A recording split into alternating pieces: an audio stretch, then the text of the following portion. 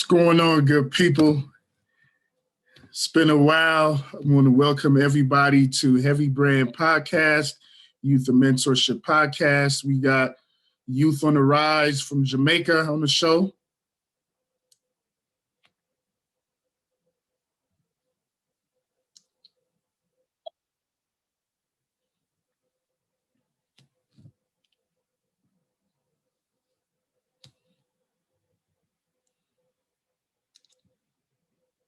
Hello, welcome. Welcome to Heavy Brand Podcast.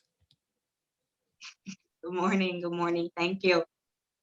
So is it pronounced, is your name pronounced Stacia? Yes, that's it, Stacia. Okay, Stacia. I want to welcome you to Heavy Brand Podcast, the Youth and Mentorship Podcast here in the United States. Please introduce yourself to the good people. Thank you so much for having me. All right, so my name is Stacia Woolery, and I'm from Jamaica, parish called St. Elizabeth, small town really in St. Elizabeth. I am a brand ambassador, a member of Youth on the Rise, as well as a past and a past Miss Jamaica World Top 5 contestant. Oh, wow. Beautiful, beautiful. More ways than one. So, Stacia, tell us who came up with Youth on the Rise. Tell us about the history of Youth on the Rise. Well, as it relates to the initiative of Youth on the Rise, it was actually Renee Bromfield. She was the mastermind behind it. And a couple others of us. It started back in 2013. The goal was just to get the unattached youth more in activities that would actually keep them busy and keep them informed and, out of gangs and things that would not have been so productive. So that's basically how it started back in 2013. After that, it just grew and evolved, and we had more persons being involved in it. That group actually gave me the platform of actually being a part of Youth Parliament, because that was what I used to enter Youth Parliament. So it's a really good initiative. Now, you mentioned like challenges youth face, like gangs and so forth. What are some of the other challenges that young people in Jamaica face on a daily basis? On a daily basis, it's more like persons not necessarily having the motivation to really want to go out there and do something. Most persons are probably raised in some small communities with not so much influences in terms of socially or academically, so you have persons facing maybe teenage pregnancy happening. You have persons ending up doing drugs. You have persons ending up being a part of gangs and crimes. So those are just a few of the things that you have persons who are able to be a part of or vulnerable to being a part of, in especially some of these small communities here in Jamaica. Okay. Beautiful. Is it Renee? How do you pronounce your name? We have another guest on the podcast. Yes, it's Renee. Renee, I want to welcome you to Heavy Brand Podcast, the Youth and Mentorship Podcast here in the United States. Well, thank you. Thanks for having us. So, Renee, tell us a little bit about yourself. Well, my name is Renee Bromfield, and I am an educator. I'm actually the founder for Youth on the Rise. We started in 2013, and we're on our 8th year. And what else is there about me? Yeah, and like we had spoken, Youth on the Rise is a platform to help empower young people within our communities. Excellent. Now, what are some of the community projects that you two ladies can say are very memorable? Just looking back on the past eight or 9 years, what can you say was like a really memorable community project?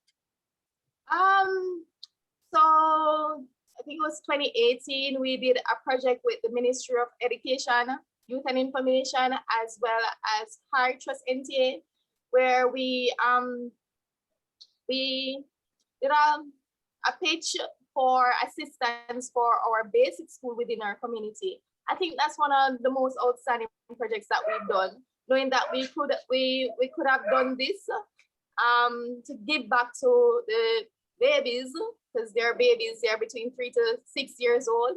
And yeah, so that's one of our memorable projects that we've done. Excellent. Now, as far as, let me take you ladies back to 2020, around February or March.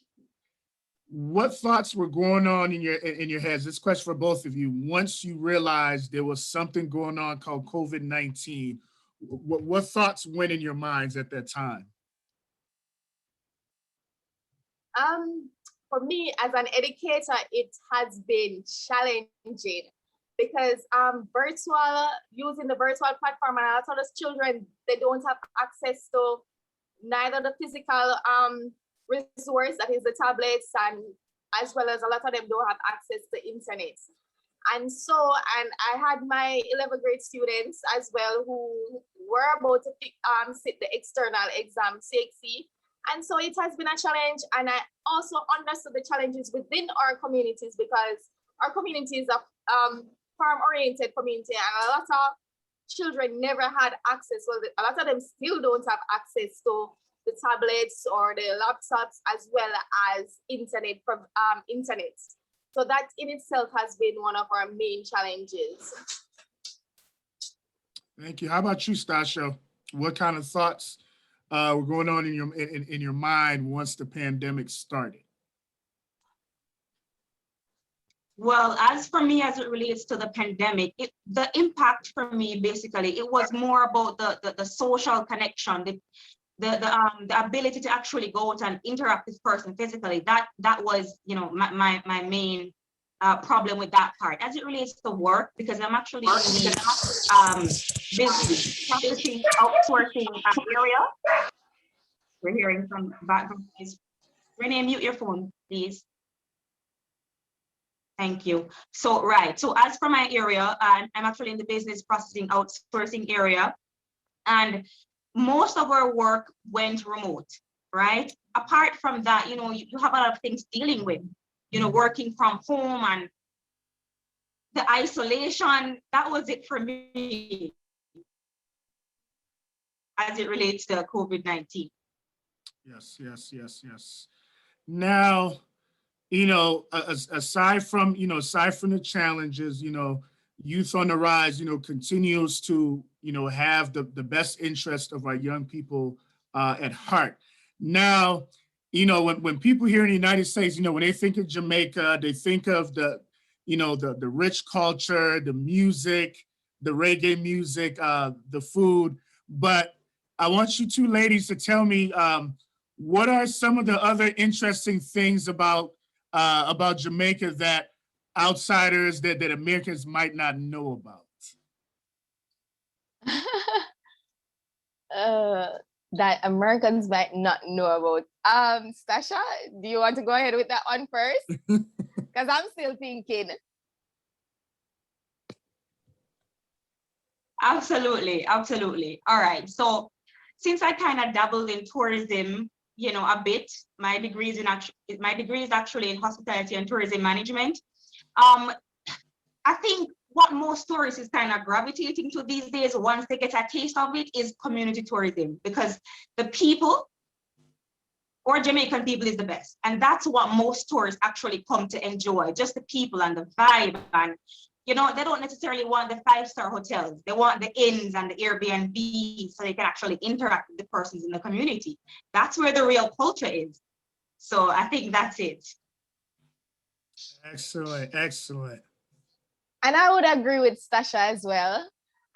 We're vibrant people. Well, the world knows us to be a vibrant people. We really don't make anything bother us that much. And outside of that, I think we we are so protective of our culture. I think that's one thing about us that a lot of persons don't know. We're so protective of our culture. If you should go to a Jamaican home on a Sunday, be sure that you're going to get your rice and peas and fried chicken or your curry goat. So we're so protective of our culture, and it's something that we ensure that we pass on to the next generation and next generation. And something that I failed to mention earlier is that I'm also an entrepreneur, whereby I've started a company, Flora Natural, and the idea behind it is to actually for this company to be an example to young people, you know, how we can use our culture to really gain financial stability. Because another issue that we face as a country as well is youth unemployment. And the youth unemployment rate here in Jamaica is high. I think it's 28 to 30% right now. And so Flora Natural, we produce castor oil, and castor oil, the castor oil tree or the castor oil plant, you can find it in almost every backyard, right? And so I was like, you know, we can actually use this, something that we actually can go outside and see every day. We can use it to create a platform, you know, where we can actually gain financial stability, as well as, you know, integrate our communities.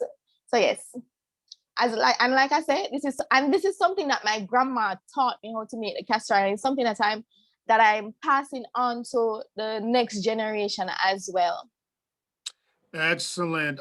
Renee, I'm glad you shared that with our young viewers, because on this Youth and Mentorship podcast, I always pose certain questions to kind of get our youth of color thinking. And an example I used was, so one episode on my podcast, I interviewed a multi-millionaire. He's the CEO of a company called Eco Planet Bamboo. Eco Planet Bamboo has made a fortune off of countries like my native homeland of Ghana. So I was originally born in Ghana. Even though I grew up in the United States, I still have family in Ghana. And bamboo grows in Ghana. So when people think of bamboo, you know, they think of China, Japan, you know, but Ghana is one of those countries that has a lot of natural bamboo growing. So the natives in Ghana, they have not capitalized off of their own natural resources. And then you have this CEO, he comes all the way to Ghana and he's making millions off of something that grows in our backyard. So I really want to get our youth of color, their mind geared towards business and learning to do for self. So I'm really glad that you shared that story.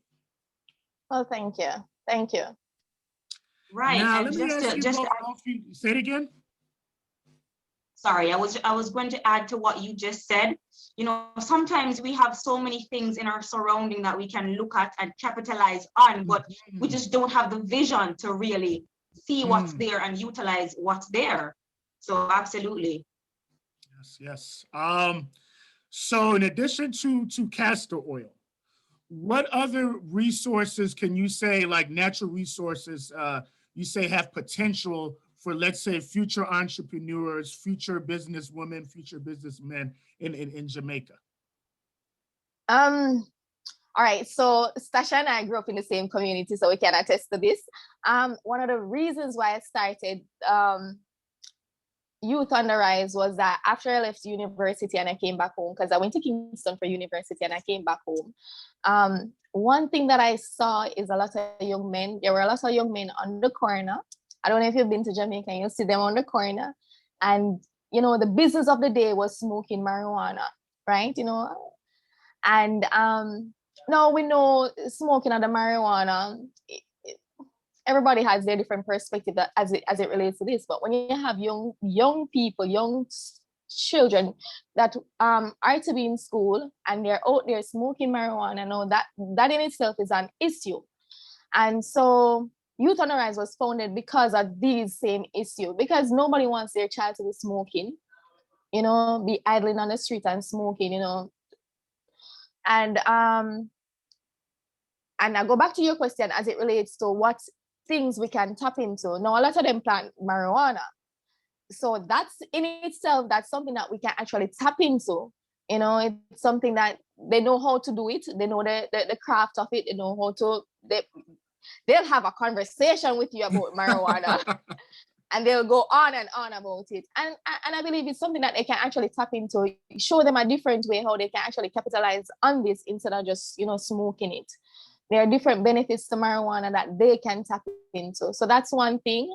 And we have our rivers. I think it's something that we probably need to capitalize on as well. You know, rafting, there are so many things that we can use. You know, we can use the resources that are readily available to us for. And not just our rivers, we have, even in our community, we have a waterfalls, things like that. And there's nothing really being done to these areas. And just like how you were saying about bamboo in Ghana, we here in St. Elizabeth, because we're from St. Elizabeth, we have bamboo village. Really? You know, where the bamboos would literally arch across the road and you can drive through. And you know, there's so many things that we can capitalize on. And that in itself can be a tourist area for, you know, persons can pay to go there, things like that. And there's, you know, nothing being done. Wow. So there's so much, you know, potential, you know, for the young generation. And, you know, for our young people of color, you know, we always tell them, like, find your strengths, you know. And a good exercise we have is we say, what are 3 words, you know, that describe you? So I'll start with you, Stacia. What are 3 words that describe you? Put you on the spot. That's absolutely fine. All right, 3 words that describes me. I am dedicated, I'm committed, and I'm a go-getter. I mean, those are like my main 3: dedicated, committed, and a go-getter. If I see it, I'm going for it. Or even if I don't even know how to go get it, I'm gonna be thinking about it, I'm reading about it, I'm talking to persons who know how to get this. So yeah, those are my 3 words. That's true. That's so true. Nice. Definitely Renee, a go-getter. you? For me, I'd say I'm resilient, I'm passionate, and I'm grateful. You know, I try my best to just thank the persons, always, you know, looking out for the persons within my circle, in our own way, and just being grateful for life itself. Now, you know, with people of color, you know, all around the world, the whole African, you know, diaspora, a big challenge is to, you know, remind the youth that, you know, they too can accomplish their goals. And in some youth, they're like, well, you know, I don't really see that many people that look like me that are, you know, making it out there, except for, like, you know, older people. And with you 2 ladies being, you know, fairly young, what advice do you have for young people that are losing hope and confidence in succeeding in life, or making it out of their environment? What advice would you have? For me, it's more than just an advice. As an educator, I know, you know, you can try to motivate them and you can try to push them and all of these things. But I do believe, as a Black nation, one of the things that I think that we need to take up in hand, or things that we need to challenge ourselves and try to ensure that we do, is to find a way how to actually implement programs that will actually help build their self-confidence. I think that is what is killing our young people. The lack of self-confidence, you know, the lack of self-confidence, as well as the low self-esteem. Help them to understand that they are worth it, and they deserve it.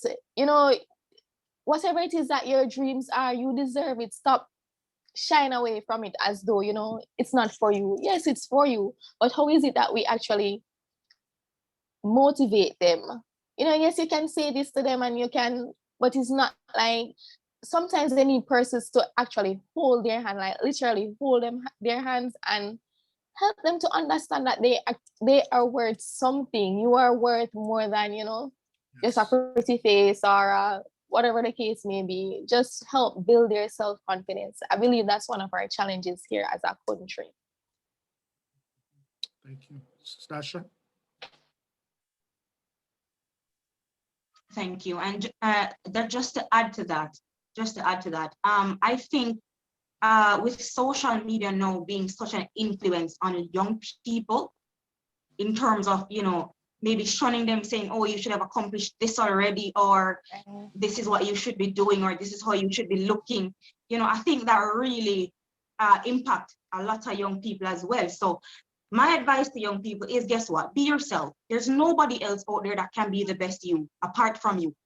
You know, understand that, guess what?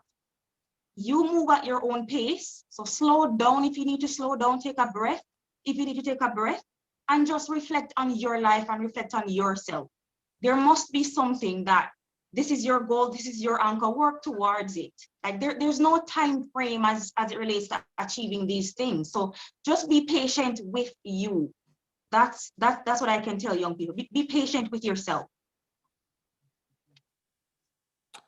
Renee and Stacia, I really, you know, want to thank you two ladies, professionals, role models, and mentors for taking time out of your schedule to share some words of wisdom with the young people here. You know, like I say, the African diaspora is strong. You know, we're everywhere. You know, we're everywhere That's around true. the world. You know, and it's very powerful to have, you know, role models, you know, such as you two to come on and share real life stories and real life experiences. I'm definitely going to be looking out for Youth on the Rise. Thank you, ladies, for coming on this show. Well, thank you for having us. Thank you so much. Thank you, ladies. Thank Continue you for having blessing. us. Bye-bye. Bye. Thank you. Goodbye.